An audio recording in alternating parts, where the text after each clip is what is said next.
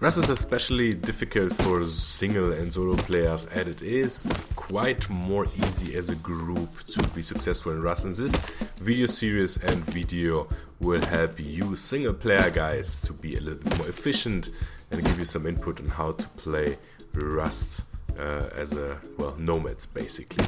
So the first beginning of Rust is always the same. You are running around, you want to collect as much resources as possible. I especially focus on getting very early on some wood in order to build a spear very early on, as a spear is the first weapon you should obtain in order to be a little bit more protective. You can stab with it, you can throw it. It is not easy to handle it.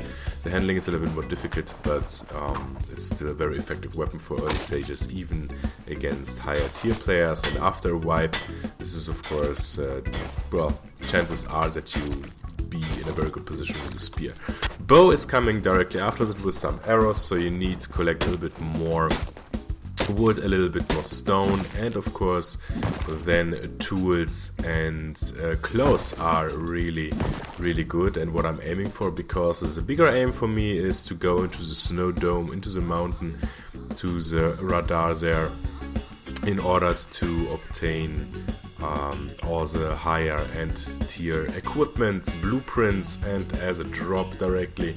And of course, in between, after collecting some stuff, I like to place down a sleeping bag with somewhere around a hidden stash. In the stash, I like to put some basic resources, so in case I die and get looted, I don't lose all the progress. What I usually do put in those hidden stashes is tools, a pickaxe, and a hatchet, to be able to obtain new resources fairly fast after I die. Then usually I always like to head towards the streets, because with the loot from those canisters, those cans, you can equip yourself fairly nice with better tools, with equipment, with protection, with further resources, and collect already blueprints in case you still need some of them.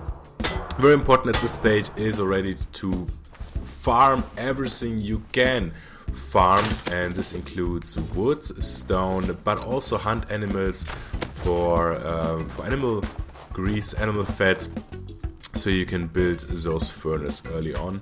Building plan once you reach the spot where you want to put down the first base, and then you start building up your base. The most important thing what I really like to do is I like to have enough resources already to instantly build a furnace. Once I start building the base, at least one furnace, and to be able to put down keypads in order to protect your base. Otherwise, once you leave your base and you get encountered by an enemy, you die, he can loot your whole base. If you have already a numpad on the door, then this is a maximum protection for you.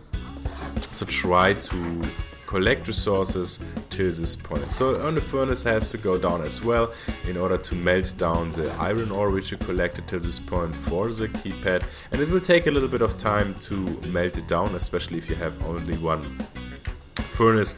But being AFK in this time and just waiting till it's done will most likely be the most secure way to not drop down to zero again and someone raiding your base at this point in time. Once this is done, I headed out immediately, start going to go for the big military crates in order to get maybe some juicy weapons or further equipment or faster blueprints, as it is all about. In Rust, you want to have early armor and early weapons.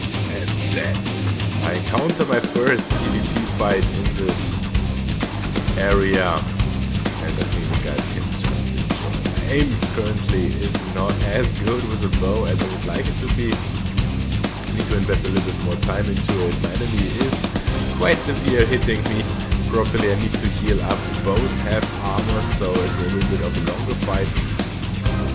And yeah, lucky shot for him. He kills me, finishes me off, is capable of looting me, but little does he know that I'm very close by to my respawn point, so this gives me ultimately the chance to respawn and directly equip myself with another weapon, in this case a crossbow. And I gotta say, I don't like the crossbow so much. If you have only one of it, it's I think not that effective. The reload time of the crossbow is severe, it's really long, and I think it's quite inferior to a bow. It's easier to aim with it, but ultimately the DPS is lower than from a bow, so I would always prefer to have a bow, except the situation where you're running around with 3 or 4 crossbows and you don't need to reload, you just need to switch between weapons. The second fight is a closer one. Again, I think it could have been in both. Both could have won this one. As you can see, I'm trying to run left and right. In other games, it is usually advantageous to run in circles around your enemy. But in Rust, I feel like because the drawback time of the bow, it is more efficient to run right and left. Also, I make the mistake in round two to restrict with my left and right stray, so this arrow could have really killed me and hit me properly. But in the end, I managed to land with the final shot and get my stuff back and a lot of juicy food, of course. First a stone to the head, and then we are in a good spot. As you can see, all the loot which I dropped is back into my inventory and a little bit more. And that's about the first episode. The next one with further gameplay, how I survive, how I play after a fresh wipe and as a single and solo player will be coming up very soon. Enjoy!